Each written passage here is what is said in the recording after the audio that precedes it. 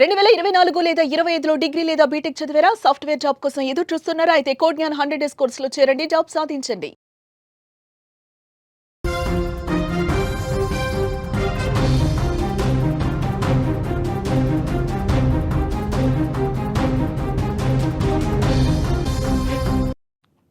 నిత్యం వివాదాస్పద వ్యాఖ్యలతో వార్తల్లో నిలిచే అమెరికా అధ్యక్షుడు డొనాల్డ్ ట్రంప్ మరొకసారి భారత్ మీద తన అక్కసు వెళ్ళగక్కుతూ ఉన్న పరువును కాస్త కూడా తీసేసుకుంటున్నాడు.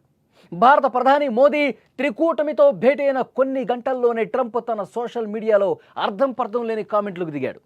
అమెరికా అధ్యక్షుడు డొనాల్డ్ ట్రంప్ మరొకసారి తన విచిత్రమైన ప్రవర్తనతో వార్తల్లో నిలిచాడు.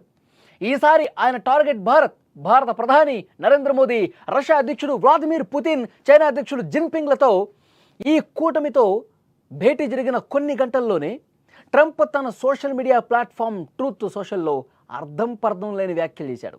ఈ సమావేశం అమెరికా పెత్తనానికి చెక్ పెట్టే దిశగా ఒక కీలక అడుగుగా అంతర్జాతీయ విశ్లేషకులు భావిస్తుండగా, ఈ పరిణామం ట్రంప్కు తీవ్ర కోపాన్ని తెప్పించినట్లు కనిపిస్తోంది. ఎందుకంటే ఆయన పెట్టినటువంటి పోస్టు దాన్ని రుజువు చేస్తోంది.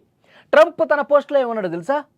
భారత్ అమెరికాపై టారిఫ్లను పూర్తిగా ఎత్తేస్తామని ప్రతిపాదించిందని పేర్కొన్నారు.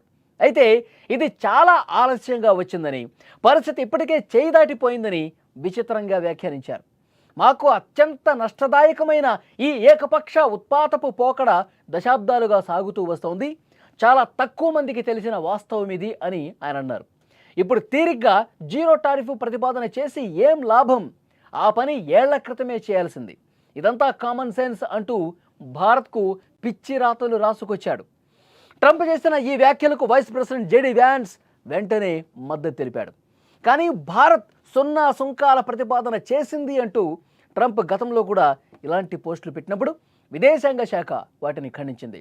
భారత్ తన రక్షణ సైనిక చమురు అవసరాలను ఎక్కువగా రష్యా నుంచి దిగుమతి చేసుకుంటోందని ట్రంప్ మరోసారి గుర్తు చేసి రష్యాపై ఉన్నటువంటి తన అక్కసును వెళ్ళగక్కాడు. ఇందులో భాగంగానే భారత్పై ఉన్న సుంకాలను ఏకంగా 25% పెంచడమే కాకుండా రష్యా నుంచి భారత్ కొనుగోలు చేసే చమురుపై మరో 25% అదనంగా సుంకం విధించాడు. మనపై సుంకాలు 50% పెరిగాయని ప్రపంచానికి తెలిసిన నిజమే ఇది. అయితే ట్రంప్ ఈ విధంగా మాట్లాడటం, ట్రంప్ చేసినటువంటి ఈ వ్యాఖ్యలు బాధ్యతారాహిత్యాన్ని మరోసారి నిరూపించాయి. అమెరికా అధ్యక్షుడిగా డొనాల్డ్ ట్రంప్ తీసుకుంటున్నటువంటి ఈ పిచ్చి నిర్ణయాలు, చేస్తున్నటువంటి ఈ నిరాధారమైనటువంటి ఆరోపణలు ఆయన రాజకీయ భవిష్యత్తుకు ఎంత మాత్రం కూడా మంచిది కాదని నిపుణులు అభిప్రాయపడుతున్నారు.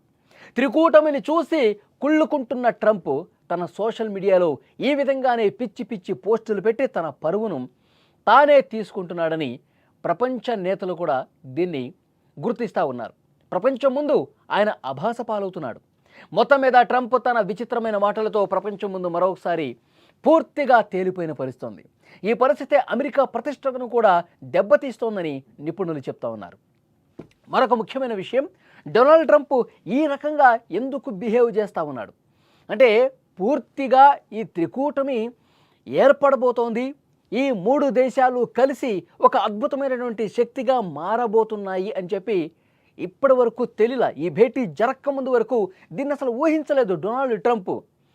మనకి చెక్ పెట్టేందుకు ఒక బలమైన శక్తి ముందుకు రాబోతోంది, ప్రపంచం కూడా ఈ శక్తి వైపు చూస్తోంది, ఇక మనకి రోజులు దగ్గర పడ్డాయి, అమెరికా ప్రతిష్ట మసకబారుతోంది అని గ్రహించలేకపోయాడు. ఎప్పుడైతే భారత ప్రజలు ఇబ్బంది పడే విధంగా, భారత వ్యాపారస్తులు ఇబ్బంది పడే విధంగా నిర్ణయాలు తీసుకున్నాడో, అప్పుడే ప్రధాని మోదీ కూడా చాలా గట్టిగా డొనాల్డ్ ట్రంప్కి హెచ్చరిక పంపాలని చెప్పి డిసైడ్ అయిపోయారు. చాలా బలమైనటువంటి సంకేతం అమెరికాకి ఇవ్వాల్సినటువంటి అవసరాన్ని ప్రధాని మోదీ గుర్తించారు. అందుకే ఎప్పుడైతే ఈ భేటీకి వెళుతున్నట్టుగా తెలిసిందో, చైనా అధ్యక్షుడితో, రష్యా అధ్యక్షుడితో చైనాలో ఒక భేటీ జరగబోతోందని చెప్పి ఈ విషయం తెలిసినప్పుడు డొనాల్డ్ ట్రంప్ 4-5 సార్లు ఫోన్ చేశాడు.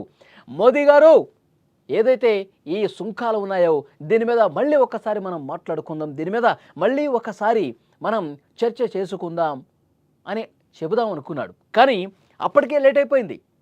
అందుకే ప్రధాని మోదీ ఏ ఒక్క ఫోన్ కాల్ని అమెరికా అధ్యక్షుడి నుంచి ఏ కాల్ వచ్చినా సరే లిఫ్ట్ చేయలేదు, దాన్ని పక్కకు పెట్టేశాడు.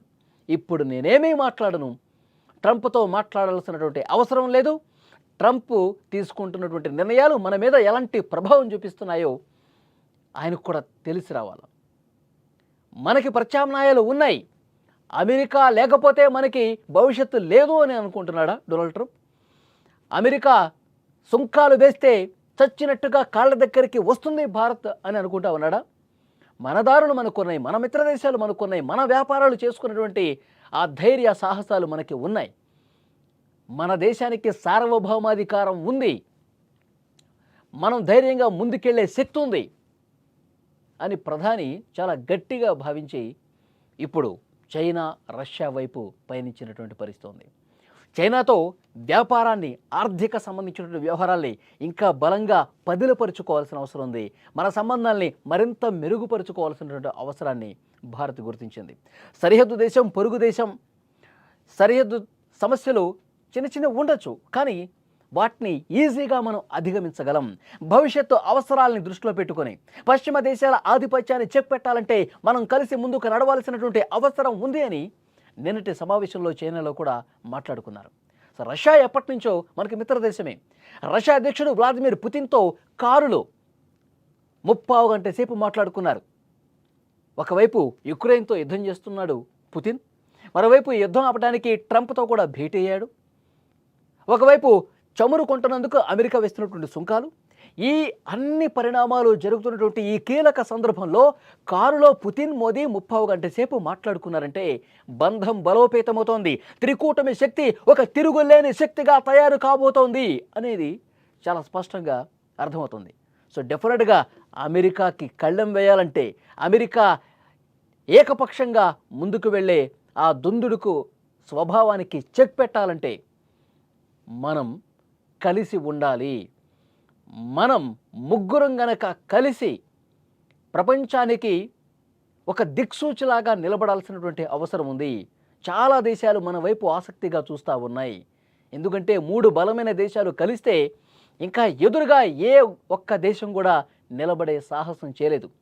డెఫినెట్గా అమెరికా పతనం వైపు వెళుతోందని చెప్పి అర్థమవుతోంది ట్రంప్ తీసుకున్న నిర్ణయాలు. ఇది మనం చెప్పడం కాదు, అమెరికాలో ఉన్నటువంటి మేధావులే, అమెరికాలో ఉన్నటువంటి విశ్లేషకులే చెప్తా ఉన్నారు. ట్రంప్ చాలా తెలివి తక్కువ నిర్ణయాలు తీసుకున్నాడు, అనవసరంగా భారత్ని దూరం చేసుకున్నాడు. ట్రంప్కే కాదు, అమెరికా పతనానికి కూడా ఈ నిర్ణయాలు కారణం అవుతాయని అక్కడ వాళ్ళు చాలా బలంగా నొక్కి చెప్తున్నటువంటి నేపథ్యంలో, ఈ 3 దేశాలు కలిసి ఉన్నటువంటి ఈ నేపథ్యంలో ఒక వణుకు స్టార్ట్ అయింది డొనాల్డ్ ట్రంప్కి. అందుకే గాబరా పడిపోతున్నాడు, ఇలాంటి పిచ్చి పిచ్చి ట్వీట్లు చేస్తూ ఉన్నాడు. తన సోషల్ మీడియా ట్రూత్ పోస్ట్లో కూడా ఇలాంటి పచ్చి అవాస్తవాలతో కూడినటువంటి ప్రకటనలు చేయటాన్ని ఆయన కడుపు మంటగా చూడాలి, ఆయన కుళ్ళుతనంగా చూడాలి. 3 దేశాలు కలిసే ఇక మనకి ఆట మొదలుపెట్టేశారు వాళ్ళు అని అర్థమైపోయింది. సో డెఫినెట్గా ఈ వీడియో మీద మీ అభిప్రాయాన్ని తప్పకుండా కామెంట్ రూపంలో తెలియజేయండి. అమెరికా ఆధిపత్యానికి, పశ్చిమ దేశాల వాళ్ళ పొగరికి, అహంకారానికి అడ్డుకట్ట వేస్తుంది ఈ కూటమి అని చెప్పి మీరు భావిస్తూ ఉన్నారా? చాలా గట్టిగా బుద్ధి చెప్పడానికి ఈ 3 దేశాలు సిద్ధమయ్యాయని చెప్పి మీరు భావిస్తూ ఉన్నారా? తప్పకుండా కామెంట్ బాక్స్లో తెలియజేయండి.